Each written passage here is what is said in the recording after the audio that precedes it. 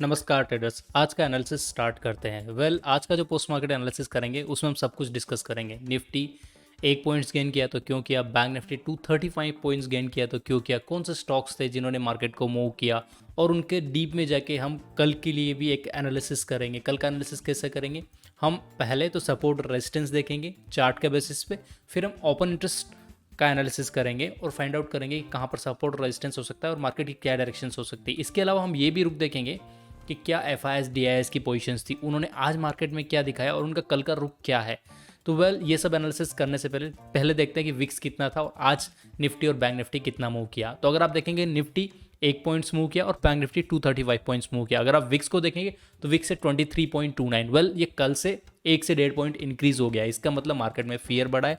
Fear बढ़ा है मतलब कि लोग जो है वो फियर में है और वो पोजीशंस जो बना रहे हैं वो स्पेकुलेशंस में बना रहे हैं। अगर स्पेकुलेशंस में पोजीशंस बनती है तो मार्केट वॉलिटिलिटी ज़्यादा रहती है। वॉलिटिलिटी ज़्यादा लेगी तो मार्केट बहुत ज़्यादा जंप करेगा, बहुत ज़्यादा पॉइंट्स मूव करेगा। अगर ज़्यादा पॉइंट्स मूव करेगा तो जो भी ऑप्शन सेलर्स है वो क्या करते हैं, out of the money options को सेल करके रखते हैं। तो अगर उसका out of the money in the money हो जाता है, जब वॉलिटिलिटी ज़्यादा होती है, जब फियर ज़्यादा होता है, मतलब विक्स ज़्यादा होता है, उस केस में ऑप्शन सेलर्स के लिए बैड न्यूज़ है, उनको लॉस होने के चांसेस बढ़ जाते हैं अगर वॉलिटिलिटी ज़्यादा होती है तो। अगर बहुत बड़े बड़े मूव होंगे डेफिनेटली उनका जो आउट ऑफ द मनी है वो इन द मनी बन जाएगा और उनको लॉस होना चालू हो जाएगा। इसीलिए कहते हैं कि अगर विक्स 25 से ज़्यादा हुआ तो ऑप्शन सेलर्स को ट्रेड नहीं करना चाहिए आइडियली। और अभी भी ये कंपेरेटिवली बोलेंगे तो इंक्रीज हो गया है। तो आप भी मार्केट में देखते रहिए, अगर कुछ भी चीज़ बहुत ज़्यादा अगर मूव आता है तो डेफिनेटली आपको फायर फाइट नहीं करने का है। Just remove the positions and stay back for a while. Okay, जब वॉलिटिलिटी लो होगी तब फिर से ट्रेड डाल सकते हैं। ये तो हो गया हमारा निफ्टी और बैंक निफ्टी का मूव। अभी देखते हैं कि कौन से स्टॉक्स है जिन्होंने निफ्टी और बैंक निफ्टी को मूव करवाया आज, मतलब greater than 3% and less than -3%। जब मैं एनालिसिस कर रहा था ना तो ये स्टॉक्स है जिन्होंने गेन किया है या लूज किया है आज। तो लूज तो किसी ने नहीं किया अगर लेस देन -3% देखेंगे, बट गेन किया है इन 4 स्टॉक्स ने। अब इन 4 स्टॉक्स ने क्यों गेन किया, जहाँ तक बात करेंगे महिंद्रा एंड महिंद्रा की, तो उन्होंने क्या किया, नॉर्थ अमेरिका में जो एक यूनिट थी उनकी उसको क्लोज कर दिया क्योंकि वो क्या कर रही थी, लॉस दे रही थी इनको। तो लॉस को अगर कम किया तो डेफिनेटली प्रॉफिट बढ़ेगा, मतलब उनके एक्सपेंडिचर कम होंगे तो प्रॉफिट बढ़ने के चांसेस ज़्यादा है। तो ये गुड न्यूज़ है M&M के लिए। तो ये एक अच्छा कदम भी था, उसके लिए इन्वेस्टर्स ने उसमें पैसा इन्वेस्ट किया और वो गेन किया। अगर आप SBI इंडिया की बात करें, कल भी मैं डिस्कस किया हूँ कि उन्होंने क्या बॉन्ड रिडम्पशंस के लिए डाला है। तो बॉन्ड रिडम्पशंस के लिए डाला है तो उस टाइम से वो गेन कर रहा है। अगर इसको देखेंगे तो आज एक और गोल्डमैन शेक्स जो फॉरेन ब्रोकरेज कंपनी है अमेरिका की, जो मतलब बहुत जानी मानी कंपनी है, उसने बताया कि कन्विक्शन लिस्ट में इसको ऐड कर रहे हैं, मतलब कि इसकी फेयर वैल्यू और ज़्यादा बढ़ गई है। अगर फेयर वैल्यू बढ़ी है डेफिनेटली तो SBI में बहुत ज़्यादा पोटेंशियल से इन्वेस्टर्स इन्वेस्ट कर रहे हैं। यही कारण था कि निफ्टी नीचे जाते जाते बच गया। Okay, otherwise it would have fallen down, but आज वो 235 पॉइंट्स पॉजिटिव क्लोज किया। तो SBI इंडिया ने आज बचा लिया। अभी आप देखेंगे अदानी पोर्ट्स। तो अदानी पोर्ट्स की हम बहुत सारी न्यूज़ ऑलमोस्ट सुन ही रहे हैं। अब मैं लास्ट मंथ का ही बताऊँ, मतलब पूरा एक मंथ, आज से 30 दिन पहले तक की न्यूज़ को आप पूरा देखेंगे तो मैं बहुत बार अदानी पोर्ट्स को बता चुका हूँ कि इनको बहुत सारे नए प्रोजेक्ट्स मिल रहे हैं। अभी कृष्णपट्टनम में भी इनका लार्जेस्ट प्रोजेक्ट आने वाला है, जहाँ पर ये कुछ रिन्यूएबल्स एनर्जी सोर्सेज से बहुत सारा बिजली जनरेट करेंगे। अगर आप देखेंगे तो इनका मंथ ऑन मंथ 14% का प्रॉफिट इंक्रीज हुआ है, अगर आप KPCL को एक्सक्लूड कर देते हैं तो, और 28% ईयर ऑन ईयर। तो ये डेफिनेटली ये ग्रो कर रही है तो अच्छी न्यूज़ है मार्केट में। और अगर ये ग्रो कर रही है तो डेफिनेटली निफ्टी के ऊपर भी इफेक्ट पड़ेगा क्योंकि निफ्टी 50 का स्टॉक है। तो इसकी वजह से भी निफ्टी ने आज मतलब नेगेटिव गेन होते होते बचा। अब IOC का बात करेंगे।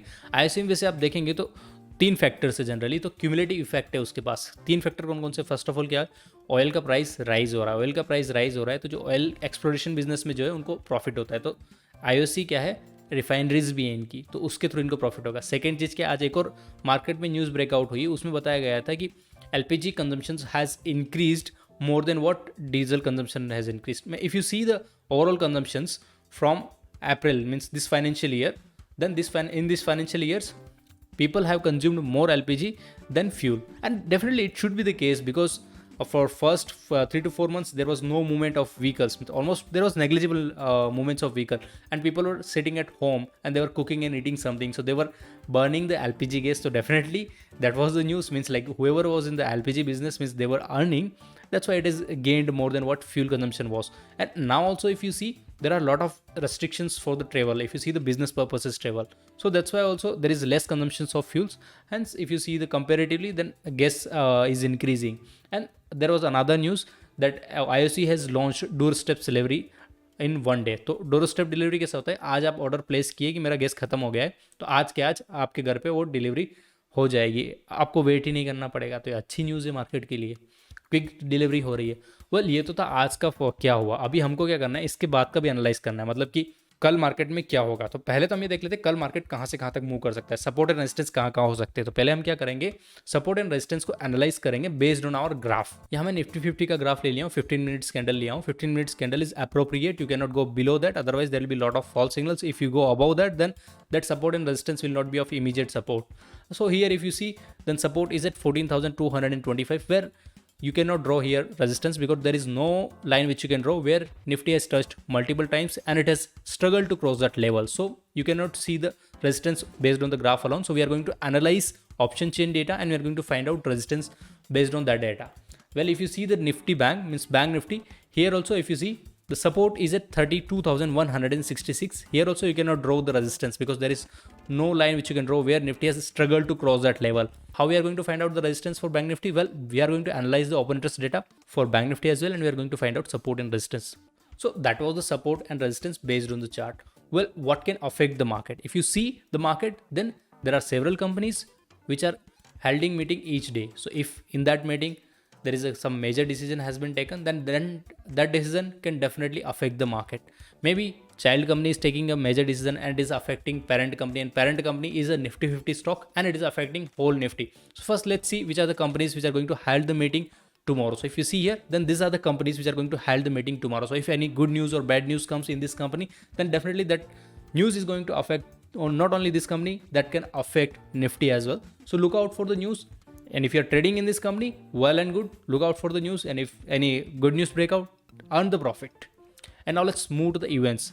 How events plays the major role? Well, you know already that government of India keeps events like repo rate announcement and budget and several other events. First, let's see what are the events which are going to be held in upcoming days, means in next day. So if you see here, then these events are going to be held tomorrow. So if any major news breakout happens in this, then definitely that are going to give the Nifty gain or lose as per the convenience of the news. So it can be a sector wise news also, means if in particular sector there is a growth or degrowth, if you see the previous figure, then definitely that can affect that particular sector. But until unless there is a major change in figure, it will not affect much. So that is the crux here. अगर बहुत ज़्यादा news में change नहीं होगा तो it will not affect much, okay, but still we have to keep in mind because we can not lose the tracks. Sometimes what happens, these small events can affect whole Nifty and turn the table and make the market move into one direction. So that also we have to look out for. Now let's go further and do the open interest analysis. If you see here, then we are doing Nifty total open interest analysis. Here if you see 52% more put has been sold, it is indicating Nifty is bullish 52% in weekly scene. So tomorrow is the weekly expiry, so it is indicating that tomorrow Nifty is going to be bullish. But let's see the today's scenario. If you see here, then 55% more call has been sold, and on put side people have square out of the positions. So it is indicating that today Nifty was bearish, and it is also indicating tomorrow also Nifty is going to be bearish. So there is no clear vision, means open interest weekly picture is saying it is going to be bullish, and change in open interest saying that it is going to be bearish. So there is no clear vision. Market can go in any direction, so you have to look out for the news tomorrow. If any good news break out, then definitely it is going to go in one direction. Otherwise it can move in negative direction as well. So now let's do the Bank Nifty analysis as well, means Bank Nifty total open interest. If you see the Bank Nifty total open interest, here 52% more call has been sold. It is indicating that there was bearishness, 52% bearishness in the market of Bank Nifty. Well, what about the today's picture? It is indicating that 94% there was bullishness in the market. So here also contradictory pictures are there, means weekly picture is saying that it is going to be bearish tomorrow, and change in open interest is saying that it is going to be bullish. So well, there is no clear reason in the market. If there is no clear reason in the market, then who will move the market? Well, market will remain at the same level. It will do the drama. Now let's go further deep into it and do the Nifty open interest distribution analysis. Here if you see, then the support is at 14,500 and resistance is at 14,700. But if you see, resistance is building up near 14,600, means open interest build up. So it is indicating that people are pretty much sure that Nifty will not go above 14,700, and they are also sure that 14,600 can be also resistance. So that's why they are making positions here. Now let's do the change in open interest distribution analysis. If you see here, then support is at 14,500 and resistance is at 14,600. Well, if you see resistance value is higher, so people are pretty much sure that Nifty will not move above 14,600. Today also they were sure, that's why they were making the positions at 14,600. Well, now let's move to the next and do open interest analysis of Bank Nifty. If you see here, then support and resistance are at the same level. If support and resistance are at the same level, you have to be cautious. Market में direction सही नहीं हुए तो bank Nifty जो नीचे भी जा सकता है, ऊपर भी जा सकता है. तो जो भी अगर ऊपर जाता है, जो भी यहाँ पर पोजीशंस बनाए उनको लॉस होना चालू हो जाएगा और पोजीशंस स्क्वायर ऑफ होना चालू हो जाएगी. अगर इधर जाता है तो यहाँ वाले लोग स्क्वायर ऑफ करना चालू कर देंगे. तो अभी क्लियर विजन नहीं है मार्केट में, बट अगर इसको खाली ओपन इंटरेस्ट डिस्ट्रीब्यूशन को भी आप देखेंगे तो जो डिस्ट्रीब्यूशन हो रहा है, आप यहाँ पर ब्लू को देख लीजिए, ब्लू लाइन्स तो बहुत ज़्यादा हो रहा है. मतलब people are pretty much sure that bank Nifty will not go up. मतलब उनको क्या लगता है कि 32,500 से ऊपर नहीं जाएगा. अगर वहाँ तक भी चला गया तो 33,000 से ऊपर नहीं जाएगा. तो ऐसा क्या है, स्पेकुलेशन से मार्केट में कोई डायरेक्शन तय नहीं हुई है अभी भी. मतलब लोगों को लग रहा है कि शायद ये बहुत ज़्यादा बढ़ गया, अभी घटने वाला है. तो वेल, ये तो अपन इसमें इन्वेस्ट करने से हमको ये पता नहीं चलेगा कि बैंक निफ्टी बढ़ेगा या घटेगा, क्योंकि आप इसमें कितना भी इन्वेस्ट करते रहे, इसकी वजह से ना बैंक निफ्टी ऊपर जाएगा ना बैंक निफ्टी नीचे जाएगा. बैंक निफ्टी ऊपर जाएगा और नीचे जाएगा बेस्ड ऑन देयर स्टॉक्स. जो भी बैंक निफ्टी के स्टॉक्स है उसके ऊपर से, अगर उसमें ज़्यादा इन्वेस्टिंग होती है तो बैंक निफ्टी ऊपर जाएगा, अगर उसमें सेलिंग होती है तो बैंक निफ्टी नीचे जाएगा. यहाँ पर क्या करते हैं, जो लोग भी वहाँ पर एनालाइज करते, वहाँ पर एनालाइज करके यहाँ पर मनी को डालते हैं. तो हम क्या करते हैं, डायरेक्टली उसका जो रिजल्ट है उसी को हम एनालाइज कर लेते हैं. अभी और आगे चलते हैं और बैंक निफ्टी का चेंज इन ओपन इंटरेस्ट देख लेते हैं. यहाँ पर आप देखेंगे तो सपोर्ट क्या है, 32,500 पे है. वेल, रेजिस्टेंस कहाँ है, you can not find resistance here, only 34,000 there is some but open interest buildup was happening. तो इसमें क्या था, आज मार्केट जब ऊपर जा रहा था ना, तो लोगों ने क्या किया, पोजीशन स्क्वायर ऑफ करना चालू कर दिया. यहाँ से आप देखेंगे बहुत कम लोगों ने पोजीशंस बनाए. तो इसका मतलब ये है कि लोग जब मार्केट ऊपर जाता है ना, और अगर एक ही डायरेक्शन में उसका मूव होने के चांसेस ज़्यादा रहते हैं, तो लोग क्या करते हैं, पोजीशन स्क्वायर ऑफ करना चालू कर देते हैं, क्योंकि उनको पता है कि अगर मार्केट ऊपर गया तो जो ऑप्शन सेलर्स हैं उनको बहुत ज़्यादा लॉस होने वाला है. वेल, यही हुआ आज के मार्केट में. अभी क्या करते हैं, थोड़ा और डीप में चलते हैं और देखते हैं कि FII क्या कैश एक्टिविटी क्या है. तो अगर आप देखेंगे DIs तो कंटिन्यूसली सेल कर रहे हैं. FIIs ने आज बाई किया 1800 करोड़ वर्थ ऑफ स्टॉक्स. अगर आप देखेंगे ना तो DIs ने ज़्यादा सेल किया what FII could bye. Still market could not go down. Why?